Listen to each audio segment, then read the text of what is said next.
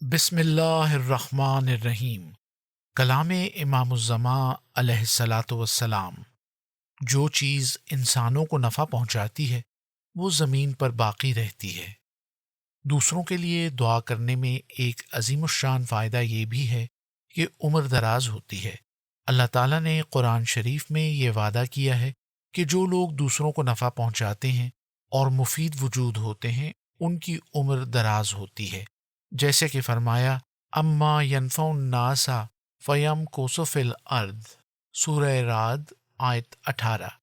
اور دوسری قسم کی ہمدردیاں چونکہ محدود ہیں، اس لیے خصوصیت کے ساتھ جو خیر جاری قرار دی جا سکتی ہے وہ یہی دعا کی خیر جاری ہے۔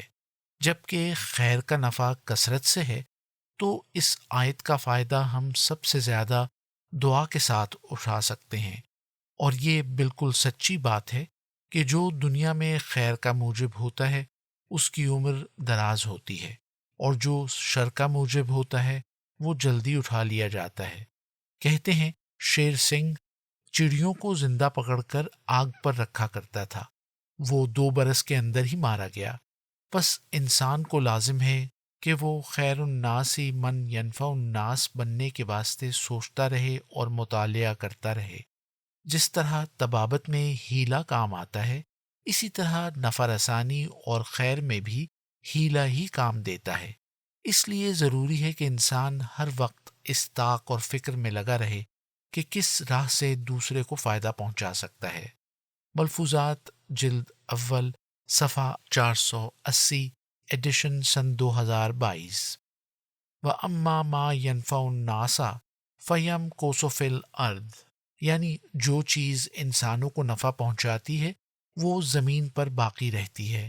اب ظاہر ہے کہ دنیا میں زیادہ تر انسانوں کو نفع پہنچانے والے گروہ انبیاء ہیں کہ جو خوارق سے، معجزات سے، پیشگوئیوں سے، حقائق سے، معارف سے، اپنی راست بازی کے نمونے سے انسانوں کے ایمان کو قوی کرتے ہیں اور حق کے طالبوں کو دینی نفع پہنچاتے ہیں۔ اور یہ بھی ظاہر ہے کہ وہ دنیا میں کچھ مدت تک نہیں رہتے بلکہ تھوڑی سی زندگی بسر کر کے اس عالم سے اٹھائے جاتے ہیں، لیکن آیت کے مضمون کے خلاف نہیں، اور ممکن نہیں کہ خدا تعالیٰ کا کلام خلاف واقعہ ہو۔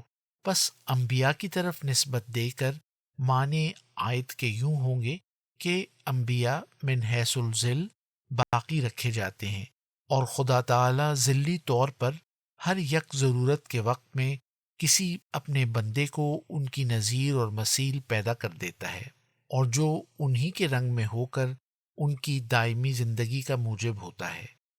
شہادت القرآن روحانی خزائن جلد 6 صفحہ 352 تا 353۔